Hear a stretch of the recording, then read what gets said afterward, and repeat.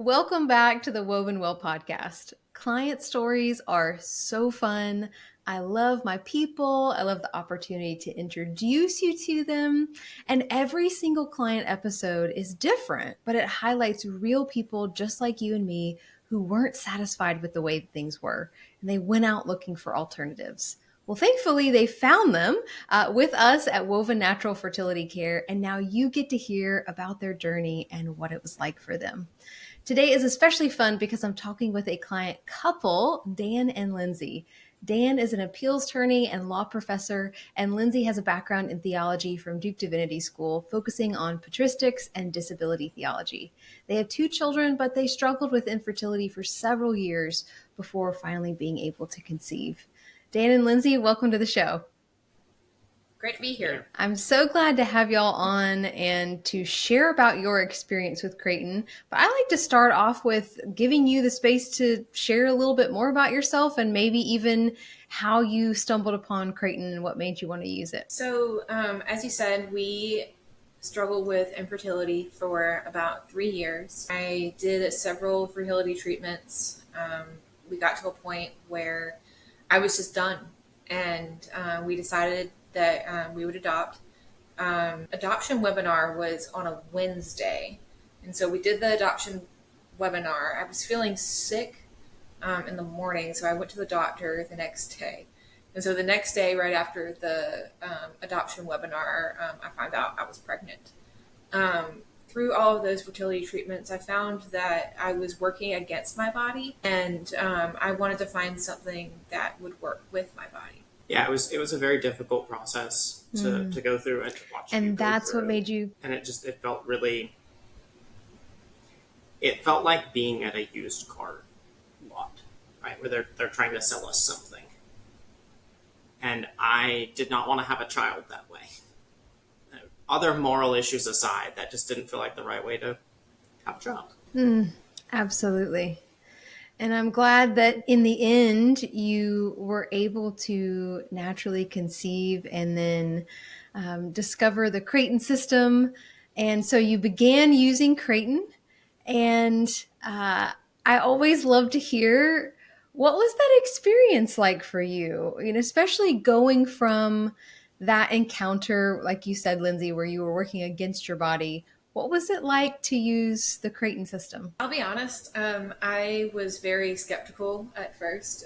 Dan was actually the one who found it and, was like, hey, Linz, we need to try this, see if you like it. If we don't like it, we can stop. But I was just so surprised about, one, how little I knew about my own body, how little I knew about my own fertility, how little Dan knew about fertility. I knew the bits I needed to know. Yeah. And so I was just surprised about that. And I was surprised about just the way that we view fertility right now is really sort of an anomaly, where, it's a thing we can turn on and off with a pill. But learning to work with the natural rhythms of your body really shows you how natural childbirth and how natural cycles actually are. In one of his homilies on John's Gospel, Augustine says, we shouldn't be so amazed about the incarnation. We should be amazed at how conception and childbirth happens for all of us. And the only reason why we're not amazed at it is because it happens so often. This is a process that ultimately we don't control, that God controls. And I think Creighton is much more aligned with that approach than all of the medical interventions we were trying to do. It didn't just feel like trying to force our bodies, it felt like trying to force something from God. And I think maybe that's part of the reason why we had to come to the place of, all right, we've always thought about adopting. We've always kind of wanted to adopt. Maybe this is God saying, you need to adopt. I'm not going to bless you trying to force my hand on this issue. And coming to that place of surrender was ultimately when we found Creighton and when we found fertility. I think God was trying to tell us, instead of, adoption at that time, he was just telling us to lose our grip on that control. Stop trying to force our body to do something. And that's really what I found with Creighton to be the most helpful. It is such a challenging balance between knowing that we cannot control this and yet having some sort of a participation in it as well. And I think the story that you're sharing about where you were before and the path that you were on, you didn't feel like either one of those things were being acknowledged. And so you went out in search of something that did acknowledge God's role in all of this. And it can still be difficult because we still don't have the ultimate control. But there is that release that really gives us a freedom as well in knowing that God is the creator of all of life. We cannot make this happen, and we don't want to make it happen outside of God's will. And I love that you all were being really mindful of that, exploring that, being prayerful about it, and looking for ways that you could honor God in the midst of your particular fertility journey. What was it like actually using the Creighton system in the midst of all of that? I think for me, the thing that was the most different was sort of this embodied attention, like paying attention to where Lindsay's body was and trying to be just more receptive to that. There was at one point when we were, and tell me if this is TMI, but at one point when we were trying to get pregnant, we're just going to have sex every day this month. And we will get pregnant if we have sex every day this month. Turns out that's not as fun as you would think. It becomes a chore pretty quickly. That's right. And like Creighton was almost the opposite of that, where it was listening to your body. And for me as well, there's like it's a level of restraint that you have to show. Around the same time we were getting interested in Creighton, we were getting more interested in like liturgy and cycles of feasting and fasting. And, those are cycles that are naturally in creation. And we want to fight against those.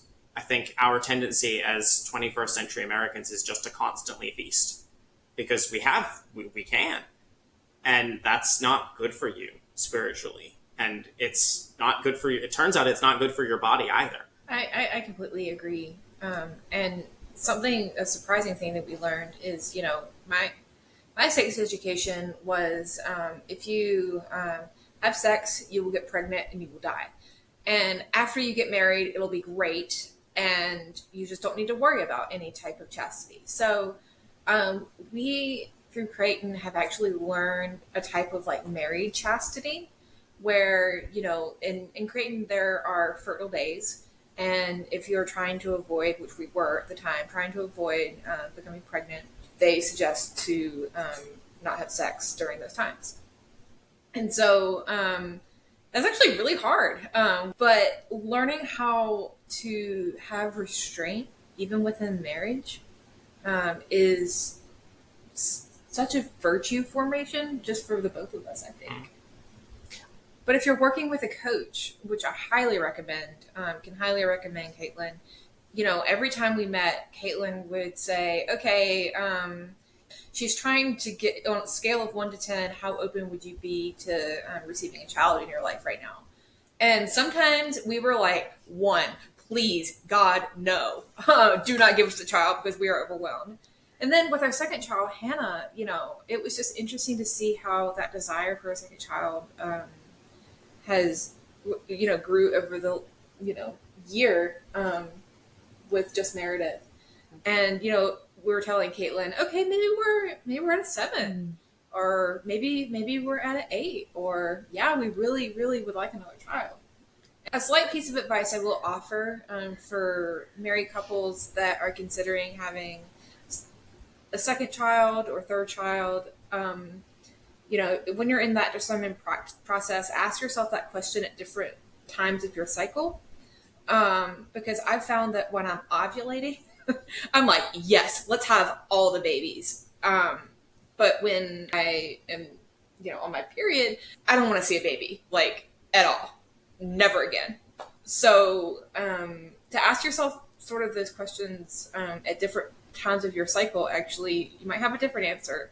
And if you make the decision, while you're ovulating, then Yeah. I think you know what your answer is probably going to be. yeah. Those are such good words, and I appreciate your honesty and willingness to be transparent with listeners, because these are the things people want to know. Like, how does it actually work out to use this? How does it affect our intimacy as a couple?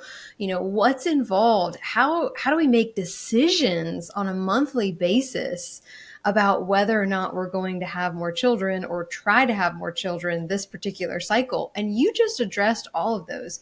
Yes, it is difficult. It does take intentionality, but there is also a moral reasoning to this and a virtue development that results from it. And it sounds like it's been a fruitful process for you all, even though it's been difficult. It's okay for something to be challenging and fruitful at the same time. I think God usually shows up right there in that tension. And so, how do you feel like God has shown up for you all in your process of using Creighton and rethinking, re-engaging with all things fertility? I think for me, it's helped probably bring some humility to the fore, and also realizing the sort of the costs that may not necessarily immediately come to mind. Like when you're taking the pill, and I guess I'm speaking for you, so let me know if I'm wrong, but I think it's hard to see the costs associated with that, because they're kind of hidden costs. But it does stuff to your body. And it changes the way that you relate to your body, and the way that you relate to your partner, and the way that you relate to God. And we have a mindset that if I take this pill or I do this thing, I can control whatever the thing that I'm trying to control is. And I think that was what we were both feeling was wrong with like doing fertility treatments and all of that. It's easy to see that with IVF, and that was never really on the table for us. But for everything else, like that's not a healthy way of relating to yourself, and it's not a healthy way of relating.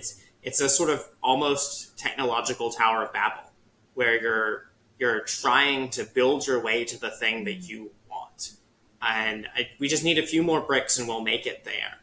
But it's bad for you. I think what you mean by saying it's bad for you, like it is when we engage with technology, whether it be our cell phone or our TV or the internet, we don't often think about the way that technology is transforming our souls. And the same thing goes for medical technology. We think about the way that it's affecting our bodies, obviously, and I was brought up to say, okay, whatever science has to say about your body, we should just go with it because they know what they're talking about. But we haven't stopped to consider, okay, what is this medical technology doing to my soul? And the way that I'm interacting with this thing doing to my soul. And I think I see Creighton more, I mean, it's spiritual formation. That God has a invested interest in our bodies. He was enfleshed in one. And for me, Creighton has really shown me how to relate spiritually to the way that God made me. We want to look back at like all of those like ancient pagans and think, how could you do all this crazy stuff for Asherah or whatever other fertility god you were worshiping? But we're not really, I think, so different from them as we would like to imagine. Sure, we're not literally bowing down to an idol and sacrificing a calf to the idol, but we're trying to get control over something in our lives, and we're making sacrifices to something that promises us control that we never really can have. I saw a sign in someone's yard the other day, and it said, "Science is the answer." And I've thought about that a lot. And I told Dan that I saw the sign, and he said, "Okay, well, what's the question?" And If science is the answer to Yes. fertility, then what's the question? And I think that Creighton teaches us not necessarily how to do fertility differently, but it teaches us to ask different questions of ourselves and of society and of the way that we do the thing. What advice would you have to listeners who are resonating with what you're saying, but feel absolutely overwhelmed or lost about what to do in response to that? Or that just feels terrifying to even think of because that's the only hope they feel like they have. That's the only option that they know of. I think that's how I sold you on Creighton. Is we've tried everything else, nothing has worked. I mean, with good lawyer argumentation of what else have you got? Have you got a better idea? And I think that's ultimately. I mean, we had friends that had done Creighton as well, that certainly helped. But I think it was more of coming to that. I mean, we'd already started to give up control before we started the Creighton process because I'm trying all of this stuff and it's not working. And we could have continued fighting and continued pretending that we had control, but we didn't. And all of the evidence was that we didn't. And the people that were supposed to have the answers weren't able to explain. Like, and we literally had surgery. You literally had surgery, not we. It was like, we don't know why you're not getting pregnant. Don't have an answer to that question. And you'd think with all of our technology and our medicine, we'd be able to do something about it. And the cost just became unbearable. Not just financial costs. It was, I mean, financially it was expensive. Yeah. But it was the emotional cost. I mean, I think that I would say to listeners, and I didn't want to hear this at the time. Like, I didn't want to hear a story of folks that had 2 kids already and, were on the other side of fertility. I think I would say that's a deep, like, infertility is such a deep, deep hurt. And it's absolutely okay as a woman to mourn. We had a pastor that was walking with us through this. And he took me by the hands and he said, Lindsey, we believe in a God that opens wounds. And I've never forgotten that because we do believe in a God that opens wounds. I think Creighton is another way. I think Creighton is another option. And even if you don't get pregnant, Creighton doesn't promise that, but you learn more about yourself, even if you don't get pregnant with Creighton. You learn about who you are as a woman and who you've been created to be. And I think that's so much more than trying to buy a baby at a used car lot, right? Yeah, I think it was sanctifying. And it would have been sanctifying even if we didn't have children. Like, I think even if we were still struggling with fertility, it still would have been worth it. Y'all, thanks for sharing all of this. I know that it will be helpful for listeners. And, I appreciate so much you being on the show and sharing your story.